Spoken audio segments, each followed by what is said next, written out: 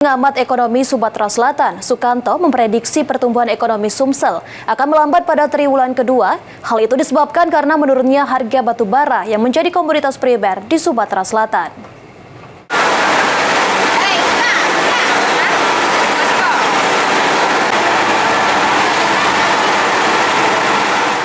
Berdasarkan data dari Badan Pusat Statistik Sumatera Selatan, pertumbuhan ekonomi Sumsel pada triwulan pertama berada di angka 5,22%, tertinggi kedua di Pulau Sumatera.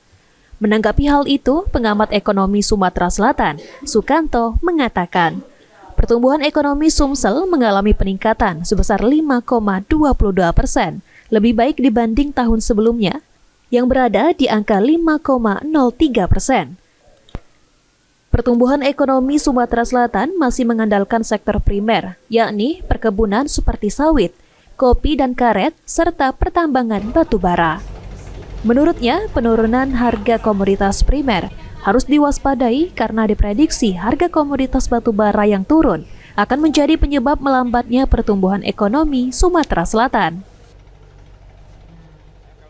Kedua, harus kita waspadai penurunan harga komoditas tadi ya. Kalau kita lihat keterangan dan kita lihat data, sepertinya akan terjadi penurunan atau melambatnya harga komoditas batubara yang menjadi unggulan Sumsel. Oleh karena itu, saya kira kita perlu berhati-hati ya dalam menyikapi penurunan itu, karena juga akan berimbas atau berimplikasi terhadap gejolak atau fluktuasi pertumbuhan ekonomi Sumsel. Nah, yang harus kita catat lagi. Ditambahkan Sukanto, untuk mencegah hal tersebut, pemerintah harus mengoptimalkan sektor lainnya untuk menyangga pertumbuhan ekonomi. Diharapkan pemerintah terus menjaga irama dari daya beli masyarakat agar tidak terpuruk, agar pertumbuhan ekonomi Sumsel terus berada di angka 5,22%. Ilham Wahyudi, PAL TV.